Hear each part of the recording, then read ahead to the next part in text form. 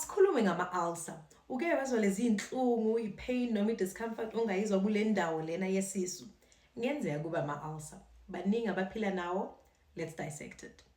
So yini-ke ama-ulcer kahle kahle? So kuye kube khona isilonda la ngaphakathi esiswini, kuyisona sikubangela inhlungu, okay? Ungavula isisu la ngaphakathi uthi uyabheka i-lining, kuba khona leso silonda-ke leso. So ama-ulcer ahlukene, khona siwabiza ngokuthi ama-gastric ulcer abakhona esiswini, bese kuba khona ama-duodenal ulcer abakhona kuleli pipe elilandela isisu esilibiza ukuthi i-duodenum. So stomach, i-duodenum, ama-gastric ulcer, ama-duodenal ulcer. Ukuthi konke-ke siyasikubiza ukuthi ama-stomach ulcers ngenjwayelo-ke.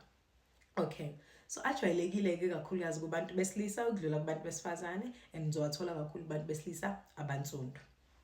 Abangwa yini? Ama-ulcer abangwa most commonly igciwane esilibiza ngokuthi i-H. pylori, noma singayibiza ngokuthi i-Helicobacter pylori meseliphelele.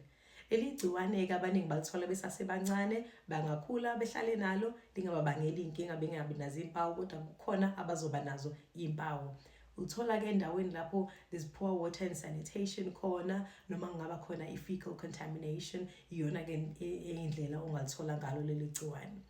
Ilona elijwayelekile. Okulandelayo ukuphuza amaphilisi esiwajwayele kakhulukazi, esiwabiza ngokuthi ama-NSAIDs, amele ukuthi non-steroidal anti-inflammatory drugs.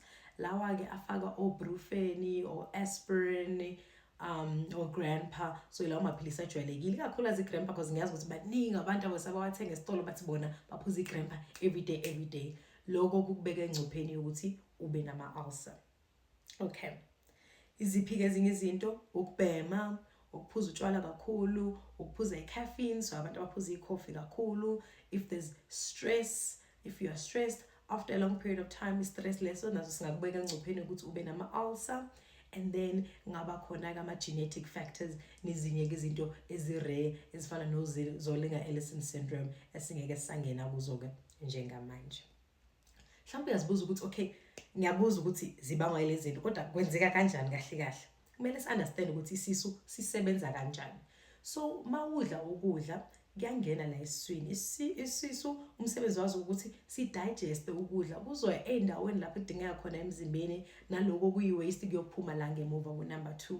Ukuze senze leyo msebenzi sikhipha ama-digestive enzymes, sikhiphe ne-acid, sizokwazi ukuthi sibe strong enough ukuze sidigeste lokudla lokhu.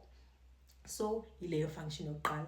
And then ukuze i-protect i-lining, kumele-ke kube nama-defense mechanisms. Lama-defense afaka ini? Khona i-layer esiyibiza ngokuthi